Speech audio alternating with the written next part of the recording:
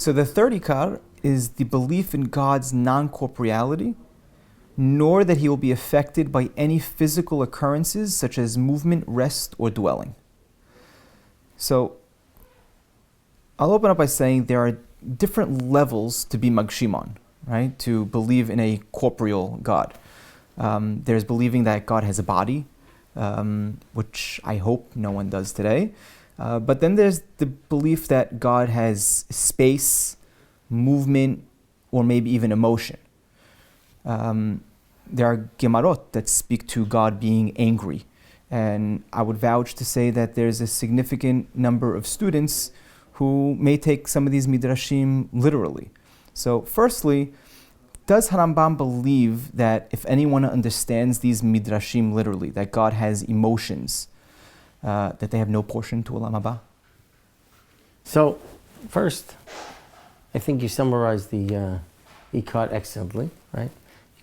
Probably don't need me to do this. You probably did a great job on your own. I had to study it before coming in. Okay. So yes, the ikad is the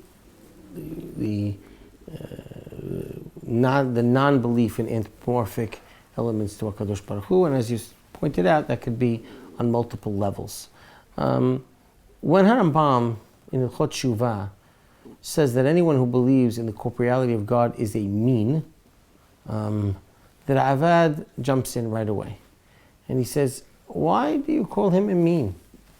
Great men, even greater than you, Rambam, they believed in this because they followed through the simple reading of Psukim and the Aggadot that caused them to err. He says that even the Avad believes that in HaRambam of the incorporeality of God, but he questions if it's fair to turn it into an ikad because of the question you just asked, the many midrashim and the many agadot that actually could lead you down this direction. HaRambam actually deals with that in many different places.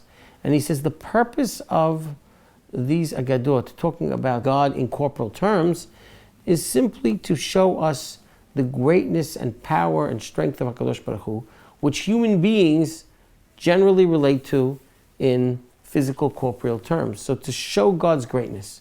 However, one cannot take them literally at all. And to HaRambam, if one does, yes, it actually precludes his existence in Olam Haba. I think that is the actual argument between HaRambam and the Ravad. I think that Ravad agrees in the incorporeality of God, but questions why that should be an ikad, and why believing so would turn you into a mean, which would take you out of Olam Haba. That's a strong statement. So according to HaRambam is writing off these medieval rabbis? So we don't know who the Ravad is talking about. We have some guesses of some of them,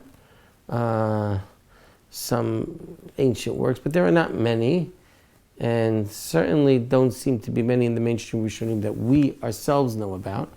We basically know about them through the report of the Ravad and other works, but it seems to be, HaRambam doesn't really, there at least, discuss those works. There are one or two works that he just does discuss in harsh critique of, but the Ravad seems to be the one who's familiar with these rabbis. And would it be permissible to study these works of these people? You know, if they are anthropomorphic, according to Rambam, we couldn't read them. But it's very possible that they spoke in allegorical terms. We don't know, maybe we could look at that. There is a work called Shi'ur Koma, which most interpret in allegorical, non-physical terms, which many rabbis hold highly of. So it's quite difficult to make that. Fine. Is there a difference, though, in believing that God has a physical body versus that God has movement or emotion? So to HaRambam, it seems that all that is part of this ikad, right? Not just the physical parts of the body, but physical actions, emotions. All of that needs to be understood b'derech mashal, right?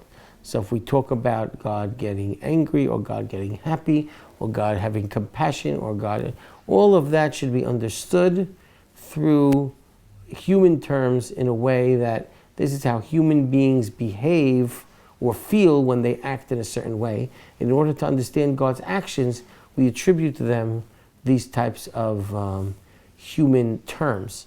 But we cannot take them literally according to Rambam.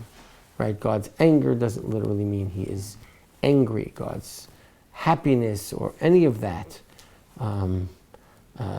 should be understood to describe his actions, not change in him with result of emotion.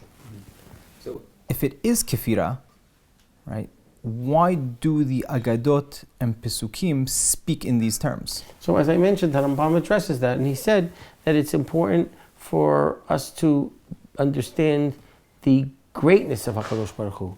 And on some level, we need to understand those.